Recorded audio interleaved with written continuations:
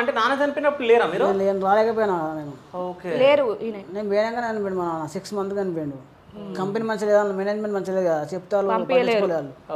వాళ్ళ నాన్న చనిపోతే కూడా పంపించలేదు. వాళ్ళు పట్టించుకోలేదు. అప్పుడు ఇక రాలేకపోయినా నేను. ఎంతమంది అన్న మీరు ఇంట్లో? మేము అన్నదమ్ములం. ఒక అక్క, అన్న, నేను చిన్న ఉన్న అందరికంటే. అన్న కొడుకు మా శ్రావణు. ఓకే. మా అక్కయ్య వేరే ఊర్లో ఉంటుంది, కోడూరులో. పెళ్ళయింది. సో అంటే నాన్న చనిపోయిన తర్వాత మరి ఎప్పుడు వచ్చారు మీరు? ఆ ఇయర్ మొత్తం రాలేదు? ఇయర్ మొత్తం కాదు, వాళ్ళు పంపించినప్పుడే వచ్చింది ఇక. చెప్పలేదు నేను 4 సంవత్సరాలు స్ట్రక్ అయినా అక్కడ రాలేకపోయినా. అప్పుడే జరిగింది. ఓకే.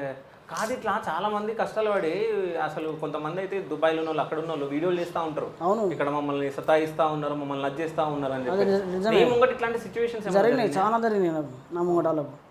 మేమే ఇంకా ఇప్పుడు వాళ్ళకు వాళ్ళని అత్తే కొత్త వచ్చిన వాళ్ళకు మేము ధైర్యం ఇస్తాం. ఎందుకు వచ్చినావు పోయి నువ్వు అని చెప్తాం, కానీ ఎక్స్ప్లెయిన్ చేస్తాం. మాకు సాయం, మాకేమైనా వీలైనంత సాయం చేస్తాం. 100 రూపీసో 15 రూపీసో ఇచ్చి చెప్తాం. వాళ్ళకి ఏమన్నా తెలియకపోయినా అని చెప్తాం, ఐడియాస్ చెప్తాం. అట్లా బాధ అనిపిస్తుంది. పాపం వాళ్ళు ఏమనుకుంటారంటే వాళ్ళ ఫ్యామిలీ నా కొడుకు పోతే సంపాదిస్తాడు, ఇల్లు బాగుపడుతుందని వాళ్ళు వస్తారు. కానీ ఇక్కడ చెప్పింది వేరే ఉంటుంది, అక్కడికి వచ్చినాక వేరే ఉంటుంది పరిస్థితి. చాలా దోపిడీ.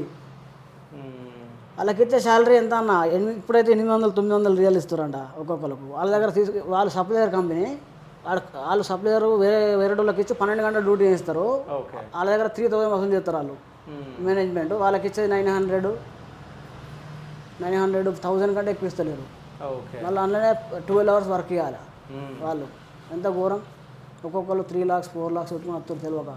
అవి ఇంట్రెస్ట్ ఇస్తారు వాళ్ళు. పాపం బాగా అనిపిస్తుంది మొత్తంలో చూస్తేనైతే. మాదంటే అయిపోయింది, మాకేం దేవుని కొంచెం సెట్ అయినా అనుకో పర్లేదు, మా కంపెనీ బాగుంటుంది. నాకైతే 40,000 వస్తాయి, ఓకే నేను హ్యాపీ అనుకో. కానీ వాళ్ళ పరిస్థితి చూస్తే ఇంకా ఘోరం అనిపిస్తుంది నాకు వాళ్ళని చూస్తే. మీరు అక్కడ ఉండే స్ట్రగుల్ పడ్డప్పుడు ఫోన్ చేసి చెప్తా ఉంటాడా, ఈరోజు ఇదైంది, ఈరోజు ఇట్లా అయింది? నాకు ఎక్కువ చెప్పాడు. ఓకే. అంటే ఎప్పుడైనా బాధపడింది ఏదన్నా ఫోన్ చేసి? తక్కువ. ఇక్కడ పిల్లలు ఈ చిన్నోడు ఉంటాడు, నీ టెన్షన్స్ నీకు ఉంటాయి అట్లా అని చెప్పి నాకు ఎక్కువ చెప్పేది కాదు. కొన్ని ఏవో కొన్ని చెప్తుండే. నాకు అలవాటు అయిపోయింది అక్కడ. అట్లా కాదు, ఏదన్నా ప్రాబ్లం ఆయననే ఫేస్ చేస్తుండే. దాని తర్వాత ఇక అది అయిపోయిన తర్వాత కొంచెం కూల్ అయిన తర్వాత నాకు చెప్తుండే.